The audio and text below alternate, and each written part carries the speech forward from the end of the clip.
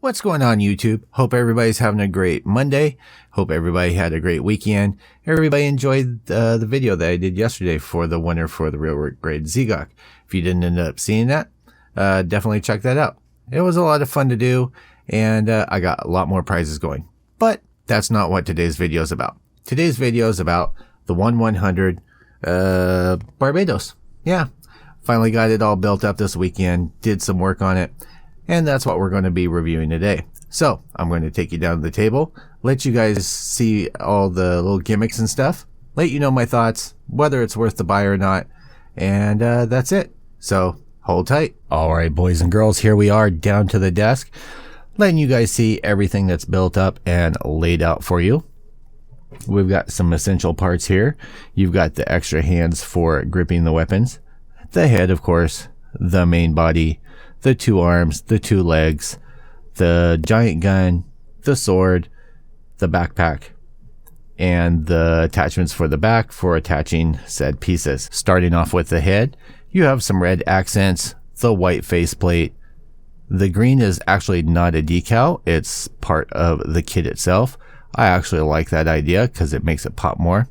I did throw a little wash on there just to show some details on half of the head. The back is pretty plain Jane.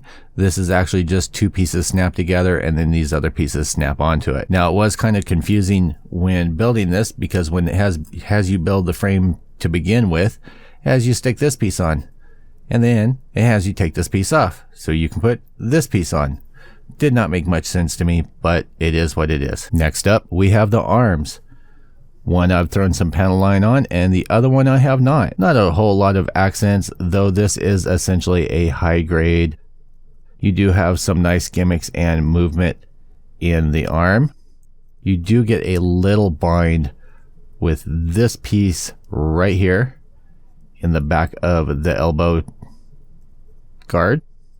You do get a range of movement in the hands. Full 360, of course, and then you can always swap out the hand for the weapon holding hand. Moving on to the main body here, I have placed the decals on there.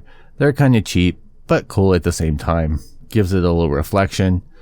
And as with the other pieces, I threw just a little wash on there just on half of the kit to show you guys what details there are. You do get some movement in the skirts down here, no movement in the back. I do like the detail that is placed on here.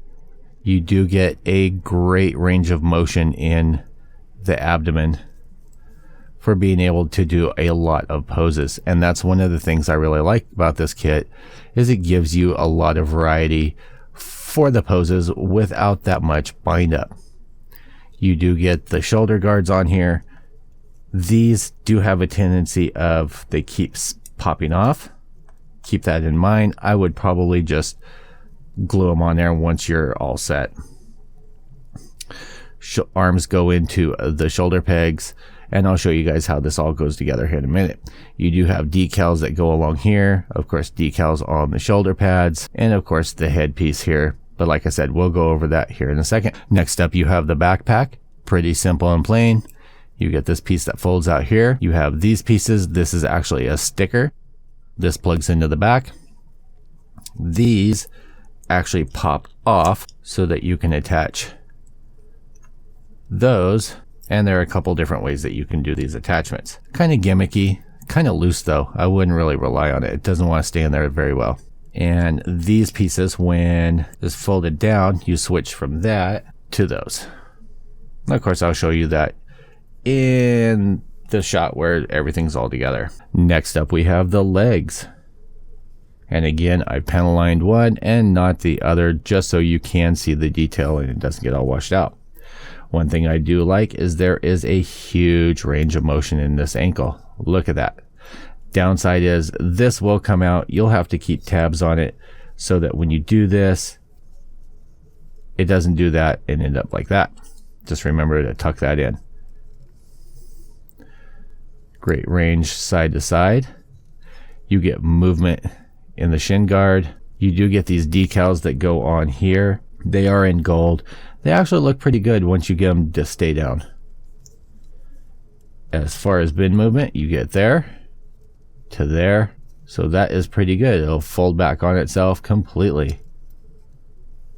So you could have it in a complete squatting position. Do watch when you're folding everything back in that you don't have a bind up, because there are pieces that will clip others in there. Plenty of hoses and stuff to detail though if you decide to paint this up. Of course, you get the accessories that go onto the backpack when everything's folded down for holding the rifle. You get the sword, which is a nice size.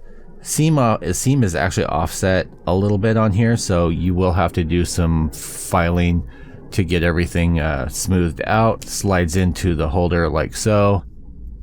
Taking a look at the rifle, there are a lot of decals on here. You have a decal here, here, here, here, here, and if you'll focus on it, right there. You get a handle that is movable, that clips into the hand. You just unclip that from there, slide it, rotate, slide it in,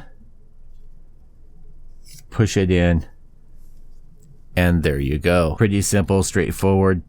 Can snap into the backpack while it's folded up with this. Alright guys, so here we are with everything all built up, and as you can see, even with everything on the back, he is actually standing pretty well, not wanting to tip over. And I think part of that has to do with how stable that the legs are.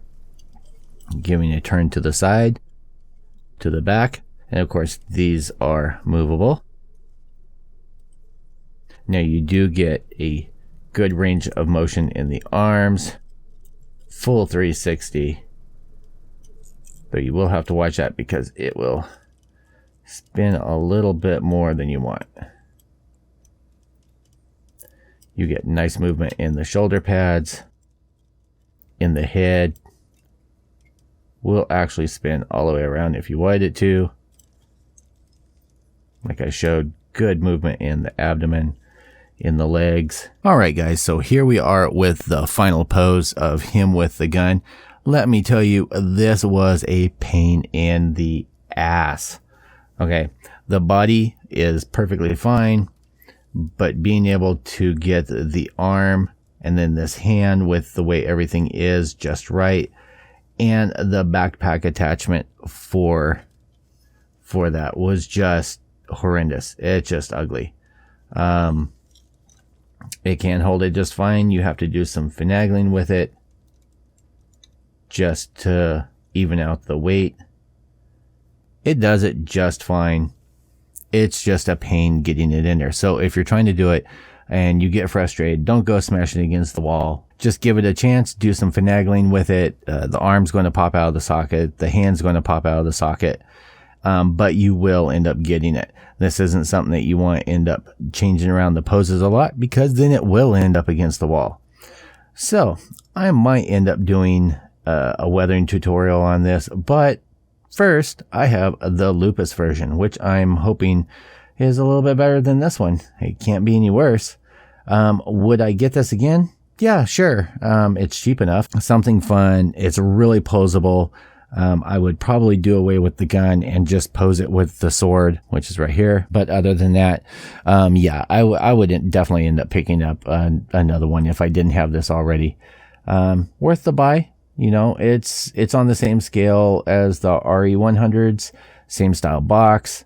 Though it's, you know, it's not the same. Hope everybody enjoyed that. It was a lot of fun to do the build on it. I did attempt to do a speed build, and then I kept getting distracted between text and calls and everything else, and ended up screwing it up. So I scrapped that idea. Definitely stick around tomorrow. I have some more videos for you guys. I have a couple unboxings and stuff that should be coming in later today that I'll show you guys. They'll all be separate videos, so if you don't want to watch them, you don't have to. Thanks for sticking around, guys. Hope everybody has a great rest of their Monday. I will see everybody tomorrow for a new video, and as usual, peace out, YouTube.